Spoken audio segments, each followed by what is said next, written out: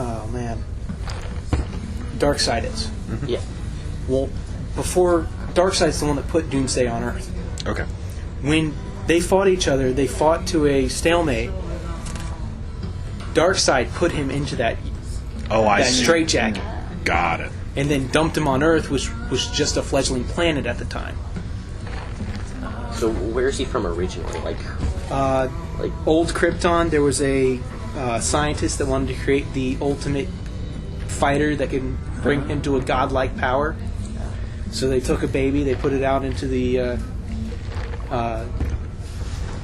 outside the planet, and animals came up, tore him apart. They took a piece of scrap, went in, cloned it, put him back out, and kept doing it. So he got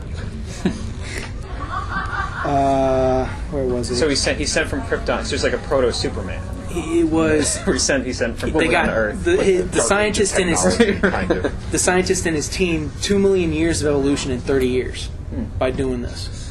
by killing lots of babies. But by doing that, they traumatized him so that he thought anything that moved was an enemy. Hence crushing the bird. And Right, everything deers was and that. I think that's my Hitting. In the trees, I guess. Well, the trees were just he was walking through. They were asking for it. Right. But the truck and the cars, anything that moved, he destroyed because he thought it was a threat. Is there any accounting for his fascination with professional wrestling? Or? That's the thing. That was another point that he's the only thing that stopped him was the television. If he knows everything else, this television stopped him. The rest of things. That was remarkable. I was like, what? Why is he not smashing the television? He didn't even bother with it. I mean, I assumed it was because there was someone issuing a battle challenge on it. Right. That might have been it. That was one of my points. I was so compelled by wow. Yeah. This guy wasn't. He was just mesmerized by it, and It's the only time he attempts to form words to rouse the right. Exactly. That's the only word he says because of that the power of TV. So I mean, what does that? I mean, what does that say? Yeah, right. Where are we? So what is the conditioning involved in that is really compelling. The immediate conditioning. I like a lot of the hand-fisted social messages in it. I think historically it's similar to the cartoons that were running in the 80s and the early 90s, the tacked on 20-second PSA after G.I. Joe. Yeah, right, exactly. No, That's what I thought battle. those punctuation were, that of the domestic, So I see a lot of the broken family and the motherless boy as being similar to that. Well, and Superman is this, this vast, monolithic, patriarchal force, kind of holding society together as as the forces of bloodlust and Lex Luthor. And then there's this Lex Luthor's son? Yeah. It's not the Lex Luthor that you think of when you say Lex Luthor. Right, exactly. But it's flowing red hair, And Supergirl clone. Right. The goo that is Supergirl. What was? I'm curious. What was why is she melt into the into that purple mass? I'm not familiar with that particular character. Neither am I. my understanding is that because of her, she's a doppelganger, and so maintaining her form requires energy, and so if she falls unconscious, But it took one punch and that was it. Yeah. Her face was good. Well, and that's the other thing is that for some reason all of the other members of the Super family are deeply inferior to Superman. There's another little patriarchal feature for you there. Yeah. Well, from what I know about Supergirl is that she's actually older than Superman. She was, I think, 6 or 7 when Krypton was destroyed, and she was sent off by later. And she was in a stasis Yeah. while she was. So she shows up later than Superman. So he's grown up. She was actually dead at this point in DC continuity. She died in Crisis on Infinite Earths. Yeah. Yeah. I mean the whole setup with, and then what do you make of all the JLA interaction? Yeah, that's. Yeah, I mean, I'm not see things. I'm very much naive when it comes to comics, and when I just kind of dismiss that. This is one of those comics that DC just last few months. There's been multiple crossovers in all their comics because they just finished the Infinite Crisis run.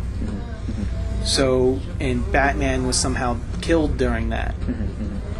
So they go through and they just cross over all these different comics. Like if you look at this, there's 7 different comics that this story ran in. Right. 7 different titles. And is everyone familiar with like the subsequent resurrection of Superman and how that was affected and all of that? You're talking Aftermath. Yeah. The people who filled his void. Yeah. Well, and then inadvertently brought him back to life from his stasis. Now the door to death is open forever. Yeah, the resurrection. Yeah.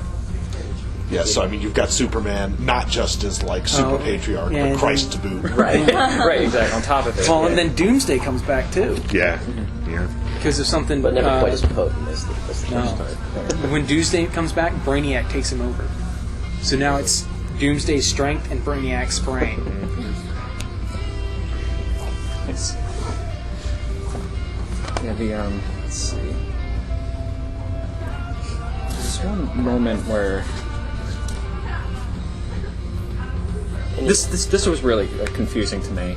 Was that maybe you can elucidate this? On page 86, there's this pink box, and I don't know who is saying this, or like what is that some kind of like meta thought or what? 86. You know, this like in the upper right. It's just stand there amid the destruction. You know, so like Yeah. my question is. The pink boxes. Yeah. You'll see them throughout. Like, Yeah, there's only a couple, but That sounds like Maxima. Like that's definitely Oh, is it? her. It's definitely her Okay, voice. But I don't know if she's saying it there. Like that's the sort yeah, of because thing she said. arrives right after. You're Yeah. right. Yeah. Well, Okay. that's something they do in comics. Oh yeah, It's yeah, like, of course. they're different colored boxes for the. They match the color of the superhero they were talking about. More at the modern time. device of the thought. Right. And her princess cap. It's crucial. That's right. That's right. Although there is a really good onomatopoeia in the first issue when Doomsday first emerges. It's Crack-a-Doom. Oh yeah, that. Crack-a-Doom. Yeah, just some of the dialogue really just was remarkable to me. There's this one scene where The car in the air. the car, and he says, Krang. someone says like, Krang. "Oh, I'm flying." Crawl. You know, like, Yeah. where is it? It's here. Right here. Yeah, like I'm Oh, the guy flying. in the Question car? mark. Like that's the thought you're gonna have when you get thrown in. Oh, I'm flying. You know, I can just imagine the like what would be the I guess the volume of the voice in that. Yeah. And just And the timbre. yeah, and like the references to like Pee Wee Herman. You know, there's one where an Axl Rose. Like it just Yeah. very much dates it. You know, like in the '90s. You know, very much like '90s Well, kind early of 90s, yeah, 90s feel like with Pee Wee Herman and Axl Rose. Because, I mean, there was kind of like, obviously, at the end of 92, there was that kind of cultural moment, and no one cared about Axl Rose or anyone like him ever again. That's right. But for all of its kind of like campiness in the first few issues, I was really surprised at sort of the somberness of the last few pages. Oh, and you know, like there's no excessive explanation as to his death. There's no like, oh, his heart exploded, like X-rays of his heart. It's like he's just dead. Like, Well, I mean, I don't know if you read about it or noticed, but there's a winnowing process in the final issues where they restrict the number of panels programmatically. The fourth to last is 4 panels on every page. The next is 3. The next is 2, and the final is 1 panel per page. Yeah. And so that really limits the amount of explanation they can engage in, and kind of slows time down in a very dramatic way. Right. And kind of all of a sudden you're just kind of like, it's like you're looking through the window at Superman.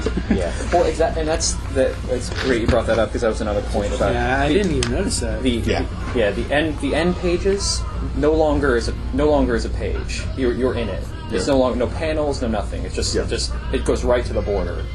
So it's not you're not this godlike meta image. You're right now. You're in it. You're transferred from reading a comic to being in that experience. And they did that deliberately as a time dilation mechanism and also as an immersion mechanism. Right, it totally And if you, completely immerses you, like because it just goes. There's no longer any indication that it's a comic. And even in the penultimate issue, if you notice the way they did the 2 panels, it's 1 panel and then another panel, like maybe half the size of it, with a kind of a shaded set in. That's almost like a commentary on the other panel. Like that. Right. Yeah, it eliminates like the last.